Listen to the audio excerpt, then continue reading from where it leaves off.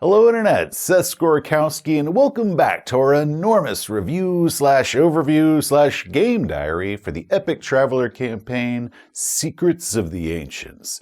Today we're passing the 50% mark of this 10-chapter series with Chapter 6, The Secret of the Ancients. This is it, guys. This is the secret. The chapter is 24 pages. Once you remove the character profiles and the maps, it's really only 17 pages. It's probably the shortest of all the chapters. It's also very weird, experimental even, not just due to the nature of the adventure story, which is very different, but it takes place across 8,000 years and features a cast of unconventional characters. But even the mechanics of this adventure don't follow the standard Traveller rules. I fully admit that I was terrified going into this one because if your players are not 100% on board with what this chapter is and committed to enjoying it, then this one could easily fail on you. So I prepped any way that I could, just crossed my fingers and trusted that my players would lean into what this chapter was offering. And they delivered. They didn't just embrace what this chapter was, they ran with it. And we had the best RPG session that I have run in years. It was incredible how well this adventure played out for us. And for me, this really was the highlight of the entire campaign. And I can say that confidently because as of this recording, we have just finished Chapter 10 and are officially done playing this campaign. And while yeah, we had an absolute blast and it ended great, this chapter was my favorite part. Oh yeah, this was hands down my favorite part of the campaign right here. However, it would be very easy for an unprepared game master to have a very difficult experience with this one, so what I'm going to do is offer my criticisms and my tips for how I organized and how I set everything up, and I introduced this very unconventional adventure and its rules to my players. But first, let's reintroduce our heroes. They are Benjamin, an Aslan retired naval officer and highly decorated hero, including the Imperial Starburst for extreme heroism, which is like the Third Imperium's version of the U.S. Medal of Honor. Otter Backett, our ship's mechanic, former spy, and extreme Bimmy Juffet fan. Peachy Brevis, former scout and scientist who rejects institutionalized sciences, probably because he'd never graduated college. And Lily, our Vargar pilot and former belter, who's not a zealot believer, but casually subscribes to the idea that the Vargar are the chosen species of the ancients. They're joined by Dr. Ora Brevis, celebrated archaeologist, planetologist, and always a bit disappointed her son Peachy never finished school. And Hilda Backett, Honor who only recently was taken from her primitive world that's still trying to wrap her head around just basic technology like how a light switch works, and also Otter's newlywed wife. Their ship is the Star Hunter, though she also has a few other names that Peachy programmed into her transponder, a souped-up tech-level 15 far trader that's currently disabled on a distant planet. But before we go any further, I must warn you that there will be spoilers. So any players in the audience, please stop now. But send your referee this way to learn about running Secrets of the Ancients for you. But if you keep going and you spoil yourself, you'll fail Grandfather's test. Okay, Game Masters, let's cut this chapter up and see what it's made of. When we last left our heroes, they had entered Grandfather's secret pocket dimension, where he's hidden 3 star systems. Arriving at the abandoned starport, the automated systems placed a gravity lock on Star Hunter's drives and scheduled it for dismantling. The travelers negotiated with the starport AI to give them a few weeks to get authorization to cancel this disassembly order. They then traveled through a weird countryside populated by Grandfather's discarded and forgotten experiments before reaching one of the robotic custodians. The custodian placed them in a massive transporter and took them to a space station orbiting a planet that was being converted into a massive weapon. They were then brought before Yaskoi Dre, or Grandfather as he's better known, the first of the ancients, creator of the jump drive, the Vargar, and possessing the intellect and psionic powers of a god. Welcoming the travelers, Grandfather told them that they were in terrible danger, and psychic images of 7 breaking through the barrier into this universe flashed through their minds. He said they must understand, and lifting his hand, a flood of psychic energy hit them and everything turned white. Okay, so this adventure is very weird. The travelers are placed inside the minds of these ancient agents, or precursors as they're known, over 300,000 years ago, and they go through the process of collecting humans from Terra, ancient humans from Terra, terraforming a world for them, genetically engineering these humans, and then helping steer their culture, protecting them from hostile robot invaders, and finally experiencing the opening conflicts in the final war between Grandfather and his son. And this all takes place over the course of 8,000 years. Being the scale of what it is they're doing and the timelines involved, this doesn't follow the standard Traveller character stats and skills. Instead of our 6 standard stats, strength, dexterity, intellect, etc., we have 4: analysis, coordination, influence, and war. Our skill list is also very different, featuring things like fleet, logistics, subterfuge, and uplift engineering, which don't measure a character's personal skills, but also their available resources and influence.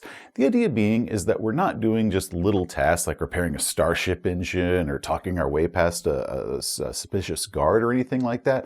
We're constructing entire space fleets and performing political deceptions and manipulations that steer entire empires over the course of decades. These are large-scale tasks. In fact, the timescales for tasks have also been increased for this adventure. So instead of performing a task in 1D seconds or 1D days, we're doing task checks that represent 1D years or 1D centuries worth of work.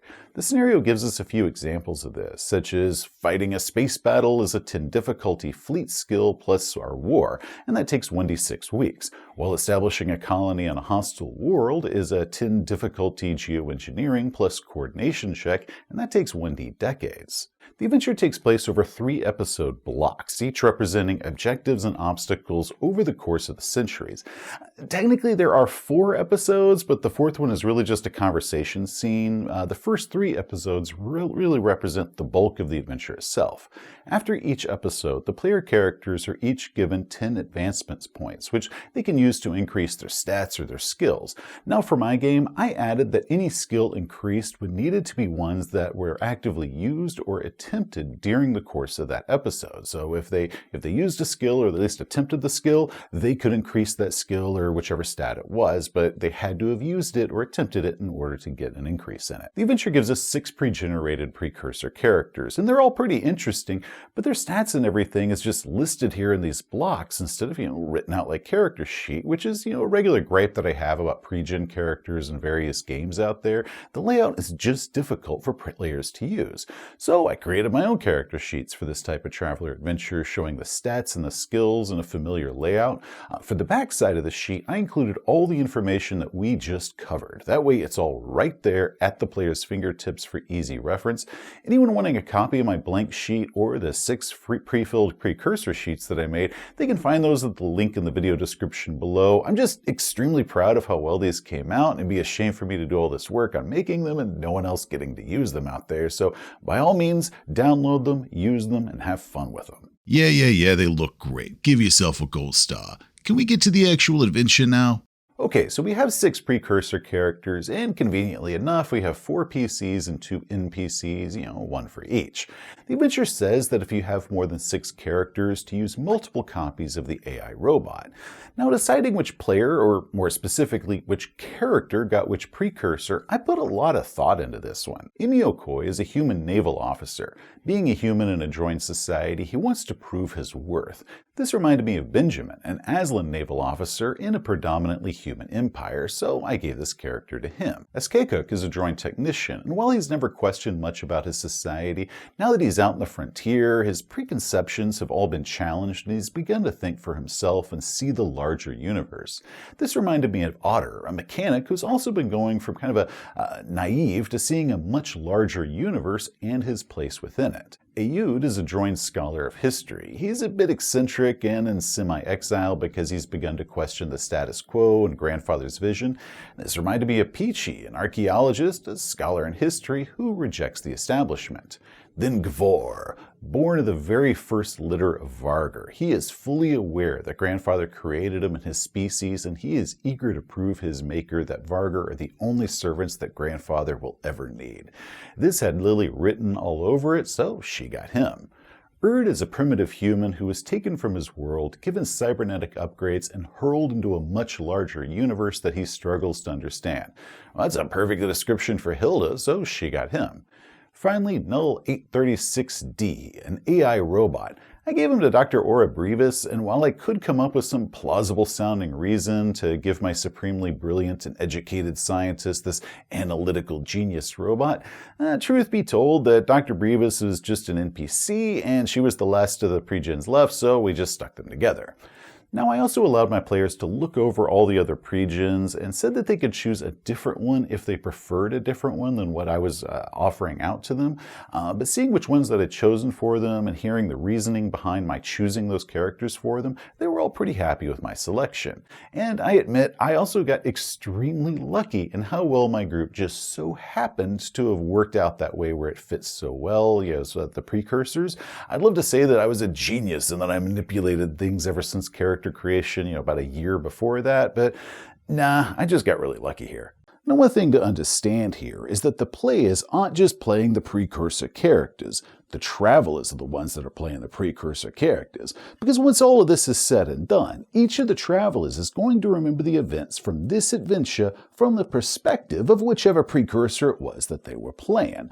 So your players, they're kind of like the dude who's playing another dude who's playing another dude. For example, I don't know that I'm Benjamin, or even who in the hell Benjamin is, but Benjamin is the one that's playing me. And once all this is said and done, Benjamin is going to remember and feel that he did every single action that I did. And because this entire thing is really just an elaborate test by Grandfather to see how the player characters are going to react to certain things that might happen to them, it's really important that their Travelers' true personalities bleed through into the Precursors just a little bit. The first episode, Chariot of the Gods, begins 310,000 years ago. We get a brief summary of what technology is like at this point, what the current events are, and then we get an epically long read-aloud section that we're supposed to give, and that says how we're on a mission to Earth to collect a tribe and transplant them to another world. Now, I am well on record for how much I hate long read-aloud sections, especially with lots of information that the players might need to reference later on. Also, the adventure gives us some objective goals on the human colony after they arrive on Earth, such as we need to have 500 individuals and how they all need to be collected with as little trauma as possible. So I added all of that to the handout that I made for this initial mission objective. I found this infinitely easier than just boring my players by reading this section aloud to them and expecting them to remember all of it, and we might as well put the information all in one place. As always, you can find the handouts and assets down in the download link below if any other game masters out there would like to use them. The Travelers are on a ship that's a lot like Squishy Godship from Chapter 4. It's modular and can fabricate and use special pods. The Travelers' first objective is getting to Earth through hostile territory. Now, this is mainly a test over resource management. Will they build more armor and weapons at the cost of future resources, or will they try something else? The adventure gives us a couple example difficulties for options, beefing up their ship or trying to sneak past their enemies.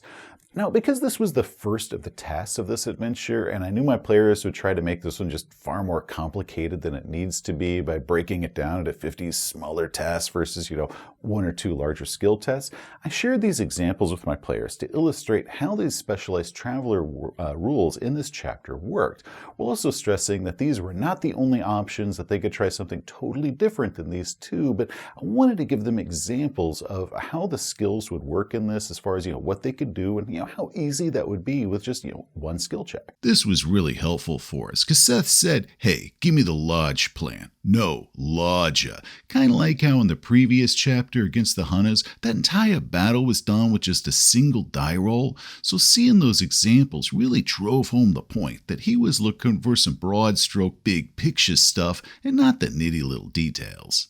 They chose subterfuge, sending out misinformation on their planned route to get there and then taking an alternate path to Earth. They rolled incredibly well here and bypassed the confrontation with the Thau, so I was disappointed that we didn't get to play out that battle or negotiate with the Thau, but it was a great plan and a really great roll, so I was going to let them have it. Arriving at Earth, satellite imaging shows that their assigned tribe is a group of Neanderthals in an icebound valley in what's today's southern Germany. Again, these people are to be collected with as little trauma as possible. Well, there go my plans of hunting them for sport and corralling them in pens like Planet of the Apes. What if we put on fun clown masks to make it less traumatic for them? After sending Hilda down for some recon about the tribe, the players enacted a slightly overcomplicated plan to build a psionic resonator that caused all the mammoths in the area to migrate away, and then they injected a small herd of 3 mammoths with a special drug. And after the tribe killed and ate those mammoths, which were now the only mammoths available for them to find, the Travelers remotely activated this drug and rendered all the humans unconscious at once. So they hit a button and the entire tribe just dropped all at one time. and after that they simply gathered them up and put them on their starship. After a year of travel, the Precursors arrive at a desert planet that will eventually be known as Cordillon in the Sindel subsector of the Trojan Reach. I really wish the adventure gave us a map of the planet upon arrival. I found this one from what it looks like during the time of the Third Imperium, today, but 310,000 years ago, there was even less surface water, and much of that at the time being ice caps. Terraforming the world will take about 30 years, but Grandfather wants the human colony to adapt or possibly be adapted to it. And while they have several obstacles to overcome, such as water, food, and this thin atmosphere that's there, the biggest obstacle is a joined colony belonging to the Consensus, a movement that rejects Grandfather and much of his technology. They've already established themselves on the best site on this planet, so the heroes are going to have to deal with them. Now, maybe they can negotiate for the planet to be shared between them, maybe they can offer to move the colony off to a different world, or maybe we can just do outright war and wipe the colony out. Peachy negotiated with the leaders and came to a peaceful compromise with the droid leaving the world for another. Now, it doesn't matter how the players handle this one. They're ultimately going to succeed in whatever it is they decide. But the point of all of this is how they go about doing it, because all of this is a psionic test by Grandfather determining the travelers' reasoning and cleverness and how they approach moral dilemmas. So Game Masters, I recommend that you make notes how each character performed during this entire adventure, and I also recommend noting which skills a character used or made the most impact with during each individual episode. Once we're done with this, we pass out 10 advancement points to each of the characters, then fast forward 5,000 years to episode 2. The Art of War. Again, we get a summary of recent notable events, such as the Consensus movement has now been erased, the hostile Varsheen are annihilated. We also get a long read-aloud of our current mission. The colony planet has thrived and is now at 5 million people at roughly a medieval level of technology. The Precursors are to engineer their culture to produce creatives and artists. They're allowed to alter the humans on social, psychological, or even genetic levels to achieve this result. Again, because I hate read-alouds where there's a lot of information imparted and there's a strong chance of your players either not hearing or not remembering or completely misremembering any important information, I turn both of these into handouts that they could then reference back to during the course of the game. Whoa, whoa, whoa. You just blew past the part where it's 5,000 years later. How in the hell are we still alive? Yeah, were we frozen or something? Okay, well, one concept that you need to impart is that the Precursors are still alive here. These are the same characters, because between drugs and genetic modifications, they no longer die from age. They no longer age at all. So if they do die, their memories are downloaded into a new body. And this is something that hopefully the players all encountered in Chapter 5 with the cloning facility, but this becomes a central theme for the overall campaign going forward. So explain this is how those characters are still alive after 5,000 years, and that's going to serve as a good foundational understanding for the second half of this much larger campaign. We do get a map of the planet showing it green and with large oceans, far different than the barren planet that they first encountered. The world is broken into several dozen petty queendoms, but really 4 main empires. The genetic tampering has made these people extremely intelligent, and 5% of the population is psionic now. A cross-kingdom religion has risen to power, worshipping the folk memories of the Precursors and becoming sort of a 5th empire. The adventure gives us a good deal about each nation, their rulers, little rivalries, and potential encounters. The PCs can go about this however they want, possibly manipulating events through some political intrigue and negotiations, but however my players said, they worship the memory of us as gods?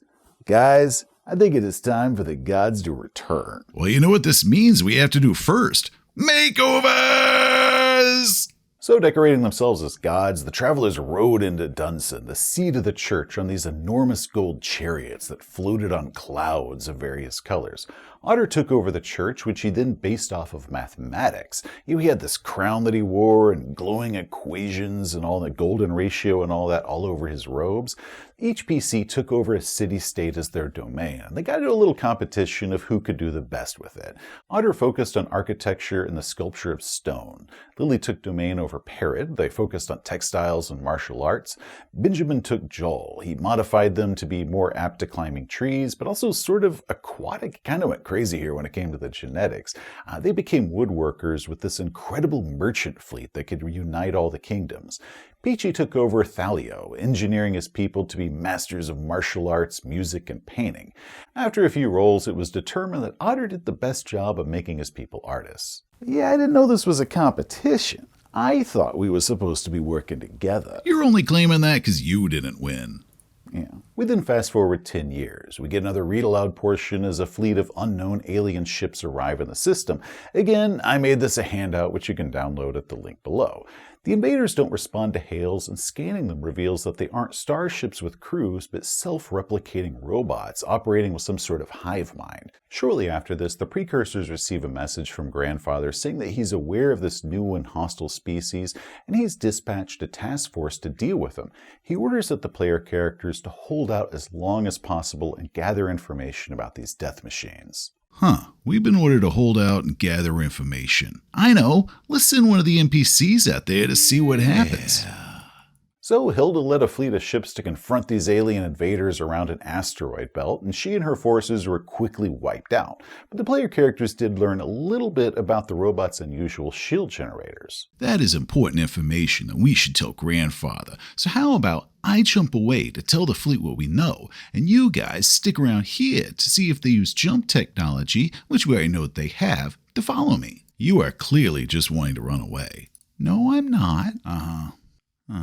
Now, this was a portion where I evidently didn't make the instructions 100% clear here.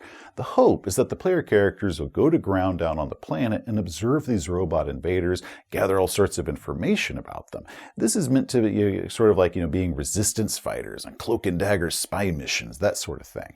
However, my players thought they were to simply hold their ground in orbit on the space station and battle these invaders as they came, just holding out as long as possible before they were wiped out. And looking at the instructions that they were given, I can see why they believe that. So Game Masters, I recommend that you add to these instructions that they should hide and observe and see what happens after the invaders think that they're gone. Now thankfully for my game, I had Dr. Brevis here. She announced that she was going to go down planet side and hide her ship beneath the ocean. And then with drones, some of which being drone bodies that looked like humans, she was going to observe and see what it was that the invaders were doing. Well, that is way better than my idea, just hanging out in orbit and waiting to get killed. Yeah, let's do that. Arriving on the planet, the death machines captured several humans and turned them into cyborg assassin agents. These things are really cool. They made me think of Star Trek the Motion Picture when V'ger turns Ilya into something similar. Now these assassins visit the various cities, hoping to get the locals to tell them where the travelers are. They offer precious metals and gems and unbreakable swords or any other riches that these medieval locals might want for selling out the player characters. Now hopefully the PCs were kind and beloved and not cruel and oppressive, which means they'll be quickly sold out. Then, based off of the characters' actions, we get to see how well they manage to evade detection. Now, because we're looking at players with high technology, with personal shield generators and disintegrators, we don't even calculate hit points here. Based off of an attack roll, we determined if a party was knocked out or killed, or if the shield absorbed just the full blast of it and they were unharmed. Because there's countless things that the players might attempt here, because this is a very free-form adventure, the rules with this are pretty loose, and the game really encourages the players just to go nuts with it. The adventure even states that if the Precursors are leading a charge of medieval knights against cyborg death machines, that they are in the right frame of mind.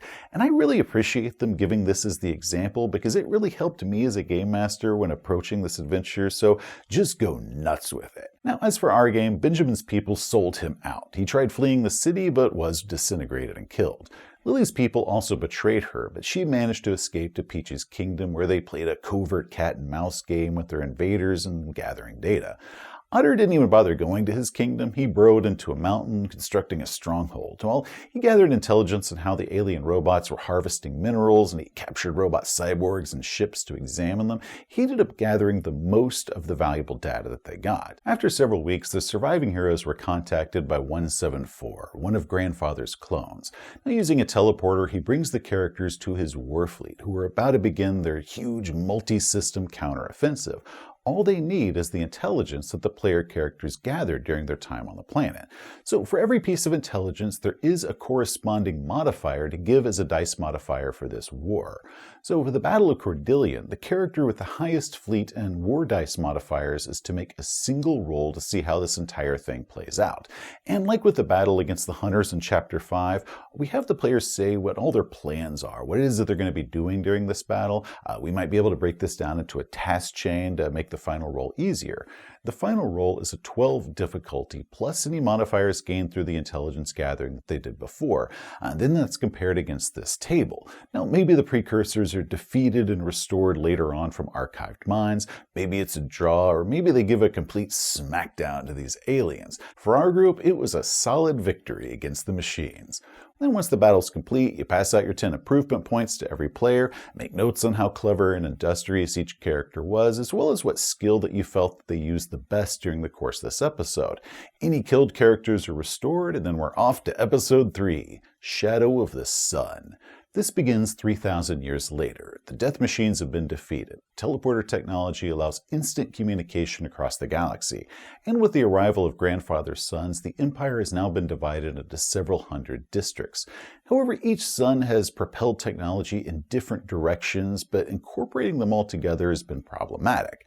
There's also several rumors that some of the precursors might know if they have the appropriate culture skill at 4 or higher. Personally, I find that to be pretty steep right there, so I recommend that you either drop those down to 3 in each of those skills, or allow them to add their influence dice modifier to achieve a total of 4.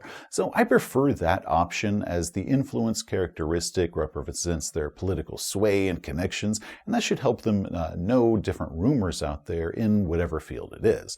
Essentially, there is a problem with the sons. They are clones of Grandfather after all, so in addition to his brilliance, they share his arrogance and self-reliance. The adventure opens on Cordillion. The planet has become a world of culture and art, and today marks a grand festival in celebration of the Empire. Hundreds of ships have come to visit. Hundreds more delegates and guests are arriving through the teleporter network. However, 174 hasn't arrived and is assumed to be on a space station near the system star. During the celebration, Peachy noticed 3 droid arrive through one of the teleportals, but it took a moment before their data halos displaying the information appeared around their heads. And while, yeah, that could be a technical glitch, it could also mean that the 3 guests were members of the League of New Thought, a faction of droid outside the Empire who opposed Grandfather. Hey, you guys see that? Hold on, I'm getting a priority call here. Meanwhile, they received a message from Son 32. He looks like Grandfather in 174, but he's given himself Vargar fangs and wears Vargar armor, a clue how the Sons are modifying themselves to reflect their individuality. 32 says that he's been unable to reach 174 through the intergalactic network, and demands that the player characters contact his brother to find out just what in the hell is going on. Yes, sir. Right away, sir. What was up with his teeth? I like him. Calling 174, he angrily tells them that he's too busy with vital experiments to be disturbed. On mentioning that they were told by 32 to contact him, they get a glimpse of 174's paranoia and the madness sneaking in before he tells them that, that's irrelevant. He just hangs up on them. Now, shortly after this, all of the teleporters in the system just slam shut, cutting some of the ships in half, power falters, and the travelers realize that a massive tachyon burst has disrupted all the jump fields, including the Ansible network, for them to communicate with other systems. Minutes later, the sun reddens above, and sunspots visibly erupt, and everyone on the daytime side of the planet is hit with a lethal dose of gamma and X-rays. Now, while the travelers and many of the upper caste droid have backup bodies, most of them don't, and none of the humans down on the planet below have them, so they're all doomed to die. The humans on the nighttime side of the world are safe for now, but in a few hours they're going to be bombarded with this lethal levels of radiation as well, so only a handful of jump-capable ships remain in the system, and nowhere near enough to save everybody, meaning that they have to decide who to save and who to let die. They could also construct shelters for the humans, but they might not have enough time to build enough of them. But that's what Otter said. Hold on, guys. Remember that huge cave network that I dug during the robot occupation? We could fit a few million in there if they don't mind snuggling. With the survivors safely sheltered, the heroes contacted 174. He told them that yes, his experiment was to blame, but nothing of importance was damaged, and if pushed, he outright says that only he and his experiments have any importance. He refuses to turn off his machine, meaning that no one can escape this doomed system. The only apparent way to stop 174's experiments is by attacking the station, and defeating him requires a difficulty of 14, which is near impossible to do. And if the Travelers fail, they and everyone on the planet will die. Guys, we're probably going to fail this and all die, but at least we'll die together. Yeah, that sounds great and all, but I want to talk to somebody before we try that. Peachy found the 3 droid that he saw earlier. They admitted that they were spies with the League of New Thought and had stolen the secrets to uplifting a droid. They claimed that the story of Grandfather was a myth, manufactured by the High Council, and Grandfather and all of his supposed sons were all once ordinary droid who had been given this formula. They'd been trying to evade their pursuers when they teleported to Cordillion, but it was unfortunate they were now trapped on this dying world. They offered to uplift one of the droid precursors to deal with 174 if they're given access to a laboratory to do it. Uplift us to super droids like Grandfather? Oh, you got yourselves a deal. The uplift requires a difficulty 14 with coordination. Unfortunately, the Travelers failed to make the check for either Peachy or Otter. None of the other precursors were droids, so they decided to offer this formula to one of the thieves who stole the formula in the first place. The uplift worked, and now this super droid devised a means of tachyon shielding to reopen all the teleportals, and then using 174's own technology, quelled the flaring star. However, as this uplifting traitor was finishing up the task, a thought came to both Benjamin and Peachy that once the teleporters were open again, these traitors could escape the system and never be caught. Guys, I don't want to kill you, but these droids need to escape. This is a check and balance against Grandfather. What followed was a frantic fight, but in the end, Peachy and the 3 traitors managed to escape without having to kill any of the other player characters. Peachy's player was actually a bit nervous about this turn of events that happened, like everybody would be upset with him because, that's what my character would do. But I was incredibly proud of him and how well this all played out. All of us were extremely proud of him. It was a beautiful development and some great roleplay. Now, once the improvement points have been distributed, it's time for the 4th and final episode. This one is the simplest. A few months after the incident on Cordillion, the characters are summoned before Grandfather. Arriving, they found the traitorous Peachy already there, restrained in bonds. Grandfather confesses that his sons were a failed experiment, and while they had the intelligence, they lacked the wisdom that he's gained over 40,000 years. He feels that the only option is to destroy them, but fears that the inevitable war could destroy the entire empire, so he asks the precursors for their advice on this. Now, this moment is the final test. So far, it's all been about, cleverness, bravery, morality, and overcoming obstacles. This test is about loyalty. Now, 3 of the Travelers supported Grandfather. The sons weren't his fault, and the Empire is his to control. Peachy, however, said, "This is all your fault. You should clean up your mess, get rid of your psycho sons, then leave the Empire. It's time for us to continue on without you." Again, I was so proud of the player for this part. For Grandfather, however, Peachy completely bombed this test. In truth, the best in Grandfather's eyes were Benjamin and Lily, so I knew that one of them would be the instrument for Grandfather's plans, but I didn't have to decide which one of them it was until later, but I knew it was going to be one of these 2. And once the Travelers have answered his question, they return to reality, finding themselves again aboard Grandfather's station, the Pocket Universe. Outside, beyond the window, the enormous robotic body of 7 fills the horizon, dwarfing the station as it closes in. Grandfather grins, says a pithy line, and fires a planet-sized superweapon at his wayward son. A blast of energy unlike anything humanity has ever seen hits the robot warship, but 7 just shrugs it off. It fires missiles and beams in retaliation. Chaos and explosion erupt around the Travelers. A robotic droid urges them to come with it, leading them to a teleportation portal. Behind them, they see Grandfather hit by one of 7's beams. It tears Grandfather apart cell by cell, annihilating the father of the ancients. As the station is exploding, the droid robot wraps its metal wings around the Travelers, shielding them from the blast, and falls through the teleportal. They emerge in an alien forest on an unknown world. The milky glow of the night sky tells them that they're somewhere else in the pocket dimension. The droid robot lays smoking in pieces at their feet. It tells them there is an exit portal in orbit to get out of this pocket universe, but it's too damaged to bring them to it. The robot tells them to find Grandfather's agent, but dies before delivering the agent's name, leaving the Travelers stranded and unable to get home. thus ending Chapter 6. Well, technically Chapter 6 ended back when Grandfather fired his big superweapon, but I felt that stranding them in the woods on an alien world with Grandfather dead was just a way better closing hook, so I went ahead and ended our adventure there. Overall, we had a total blast with this chapter. It really was the highlight of this entire campaign for us. I was worried that my players wouldn't feel invested because they're playing these other characters and that it was, some sort of dream sequence with no obvious long-term effects on their own characters, but they really embraced what this adventure was about and just ran with it. It's completely on them how well this adventure went. I give my players a lot of crap, but they really are some amazing players. My biggest advice that I give to any game masters with this one is to help step the players through the first portion of getting the human tribe off of Earth. Let them know what type of things it is that they can attempt and, how to think bigger with their actions. Show them how much they can do and how much power that these player characters have, and just let them run with it, but also stress that this isn't just them playing their characters, but their characters playing these precursor characters.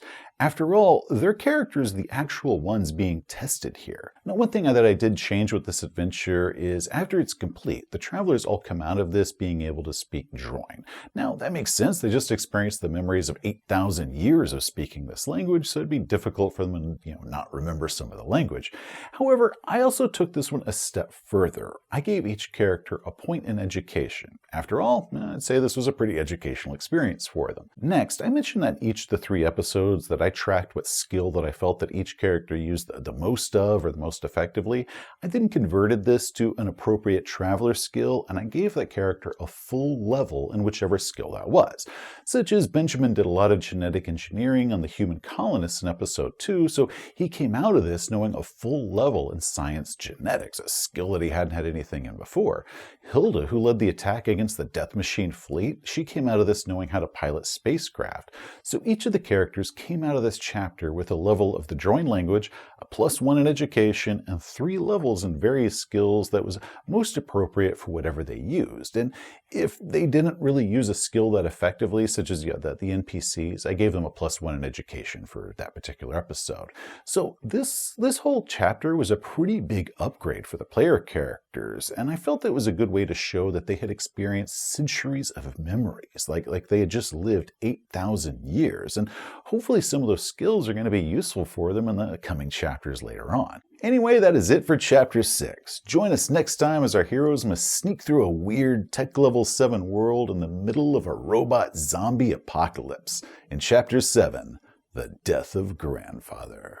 Hey, thanks for watching. If you enjoyed the video, please give it a thumbs up. If you want to see some more of our stuff, such as game reviews, or how-tos, or even more of this series on Secrets of the Ancients, just hit that subscribe button. Till next time, travelers, you have a great day. Even though the planet of Quadillion don't look the same now as it did 300,000 years ago, the way we remember it, I wonder if those tunnels that Otter dug there are still there, right? Like maybe they survived after all this time. Or what if those tunnels were never there at all, right? Like that was all just part of Otter's fantasy of what we would have done if we were the Precursors. Or what if the real Skekuk did actually dig tunnels and they're still there under the mountains, but they're not quite the same as Otter remembered them, right? Like the entrances were in different spots and maybe the rooms were different shapes and different sizes. Like they had the same ideas as one another, but not exactly implemented in the same way. I think after this whole campaign is said and done, we should take a trip over to Quadillion just to check out and see if those tunnels are still there and find out if all of that was real or if all of that was fantasy. That's what we like to call foreshadowing.